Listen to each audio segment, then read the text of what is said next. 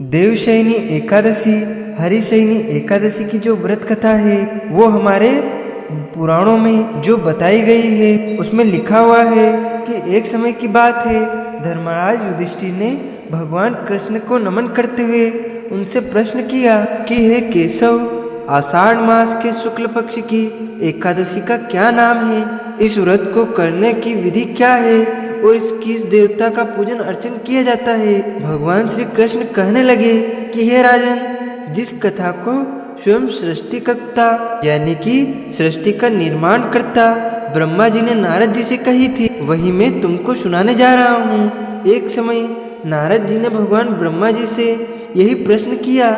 तब ब्रह्मा जी ने उत्तर दिया कि हे नारद, तुमने कलयुग के जीवों के उद्धार के लिए अति उत्तम प्रश्न किया है, क्योंकि देवशयनी एकादशी का व्रत सभी व्रतों में उत्तम व्रत है और इस व्रत से समस्त पाप नष्ट हो जाते हैं और जो मनुष्य इस व्रत को नहीं करते हैं वह नरकगामी होते हैं। इस व्रत को करने से भगवान विष्णु प्रसन्न होते हैं। इस एकादशी का नाम वैसे तो पद्मा एकादशी है, लेकिन इस दिन नारायण शयन करते हैं, इसलिए इस एकादशी का नाम देवशयनी एकादशी है।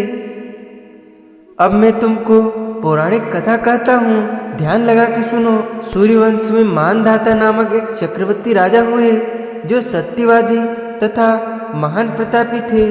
वह अपनी प्रजा का पुत्र की भांति पालन किया करते थे। उसकी सारी प्रजा धन धान्य से परिपूर्ण थी, सुखी थी। उसके राज्य में कभी भी अकाल नहीं पड़ता था। एक समय उस राजा के राज्य में 3 साल तक लगातार बरसात नहीं हुई और अचानक अकाल पड़ गया। प्रजा अन्न की कमी के कारण अत्यंत दुखी हो गई। अन्न न होने के कारण राज्य में यज्ञ आदि बड़े बड़े जो अनुष्ठान होते थे, पुण्य कर्म होते थे, श्रेष्ठ कर्म होते थे, वो भी सब बंद हो गए। एक दिन प्रजा राजा के पास जाकर कहने लगी कि हे राजन, सारी प्रजा त्राही त्राही पुकार रही है कि क्योंकि समस्त विश्व की सृष्टि का कारण वर्षा है और वर्षा के अभाव से अकाल पड़ गया है और अकाल से प्रजा मर रही है। इसीलिए हे राजन, कोई ऐसा उपाय बताइए जिससे प्रजा का कष्ट दूर हो। राजा मानधाता कहने लगे कि आप लोग ठीक कह रहे हैं, वर्षा से ही अन्न उत्पन्न होता है और आप लोग वर्षा न होने से अत्यंत दुखी हो गए हैं। आप लोग को आश्वस्त करता हूँ कि कुछ न कुछ समाधान अवश्य निकलेगा और आप लोगों के इस दुख को समझता हूँ। ऐसा कहकर राजा कुछ सेना साथ लेकर के जंगल की तरफ चले गए। वह अनेक ऋषियों के आश्रम में भ्रमण करते करते अंत में ब्रह्मा जी के पुत्र अंगिरा ऋषि के आश्रम में पहुँच गए। वहाँ राजा ने घोड़े से उतर के अंगिरा ऋषि को नमन किया, प्रणाम किया। मुनि ने राजा को आशीर्वाद देके कुशलक्षेम पूछने के पश्चात उनसे आश्रम में आने का कारण पूछा।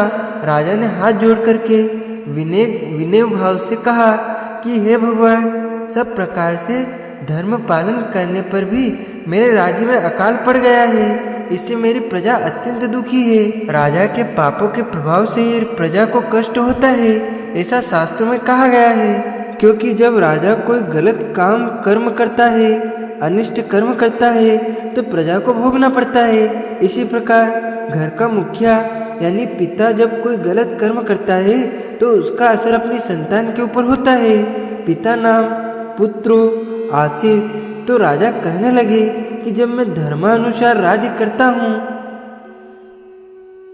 तो मेरे राज्य में अकाल कैसे पड़ गया, इसके कारण का मुझे अभी तक पता नहीं चल सका। अब मैं आपके पास इसी संदेह की निवृत्ति कराने के लिए आया हूँ। कृपा करके मेरे इस संदेह को दूर कीजिए, साथ ही प्रजा के कष्ट को दूर करने का कोई उपाय बताइए। इतनी बात सुनकर के ऋषि कहने लगे कि हे राजन, यह सतयुग सब युगों में उत्तम है।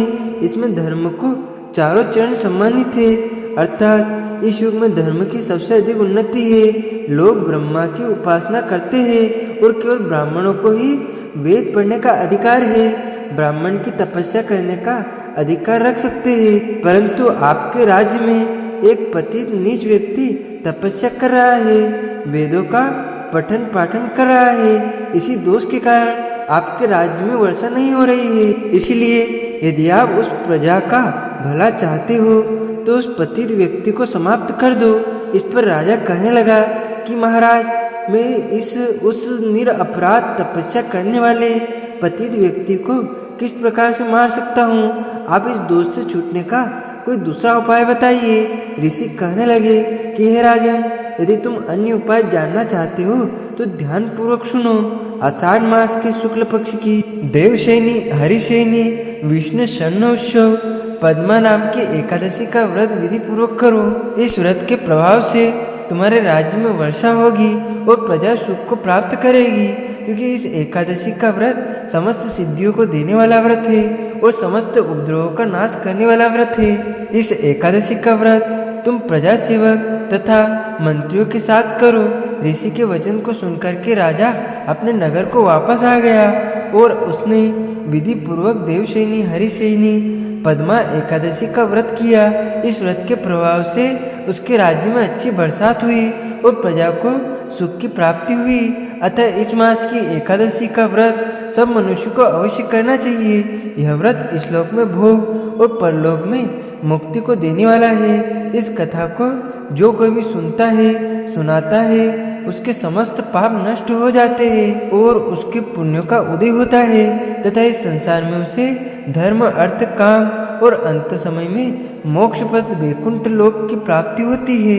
बोलिए श्री लक्ष्मी नारायण भगवान की जय। अच्युतम केशवम राम नारायणम कृष्ण दामोदरम वासुदेवम हरे श्रीधरम माधवम गोपिका वल्लभम श्री जानकी नायकम श्री रामचंद्रम भजे जानकी मनोहरम सर्वलोक नायकम श्री शंकरादिसेवितम पुण्य नाम कीर्तनम श्री राम राम राम राम राम नामदायक रामकृष्ण वासुदेव भक्ति मुक्तिदायकम रामकृष्ण वासुदेव भक्ति मुक्तिदायकम हरे राम राम राम हरे हरे हरे कृष्ण कृष्ण कृष्ण हरे हरे श्री कृष्ण गोविंद हरे मुरारी हे नाथ नारायण वासुदेवा हे नाथ नारायण वासुदेवा हे नाथ नारायण वासुदेवा।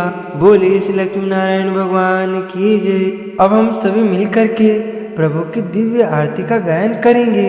ओम जय जगदीश हरे स्वामी जय जगदीश हरे भक्त जनों के संकट दास जनों के संकट क्षण में दूर करे। ओम जय जगदीश हरे जो ध्यावे फल पावे दुख बिन से मन का स्वामी दुख बिन से मन का सुख संपत्ति घर आवे सुख संपत्ति घर आवे कष्ट मिटे तन का। ओम जय जगदीश हरे मात पिता तुम मेरे शरण गहूँ में किसकी स्वामी शरण गहूँ में किसकी तुम बिन और न दूजा प्रभु बिन और न दूजा आश करो मैं किसकी। ओम जय जगदीश हरे तुम पूर्ण परमात्मा तुम अंतर्यामी स्वामी तुम अंतर्यामी पार ब्रह्म परमेश्वर तुम सबके स्वामी। ओम जय जगदीश हरे तुम करुणा के सागर तुम पालन करता स्वामी तुम पालन करता मैं सेवक तुम स्वामी मैं सेवक तुम स्वामी कृपा करो भरता। ओम जय जगदीश हरे तुम हो एक अगोचर सबके प्राणपति स्वामी सबके प्राणपति किस विधि मिलहूँ दयामय किस विधि मिलहूँ दयामय तुमको मैं सुमति। ओम जय जगदीश हरे दीन बंधु दुख हरता तुम ठाकुर मेरे स्वामी तुम रक्षक मेरे अपने हाथ उठाओ अपनी शरण लगाओ द्वार पड़ा तेरे। ओम जय जगदीश हरे विषय विकार मिटाओ पाप हरो देवा, स्वामी पाप हरो देवा। श्रद्धा भक्ति बढ़ाओ, श्रद्धा प्रेम बढ़ाओ, संतन की सेवा। ओम जय जगदीश हरे। तन मन धन धन सब कुछ है तेरा, स्वामी सब कुछ है तेरा।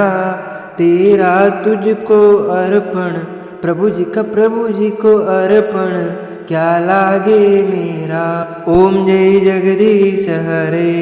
पूर्ण ब्रह्म की आरती जो कोई नर गावे, स्वामी जो कोई नर गावे। कहत शिवानंद स्वामी, जपत हरा हर स्वामी, मन वांछित फल पावे। ओम जय जगदीश हरे, जय जगदीश हरे। स्वामी जय जगदीश हरे, मोहन जय जगदीश हरे। भक्त जनों के संकट, दास जनों के संकट, क्षण में दूर करे। ओम जय जगदीश हरे।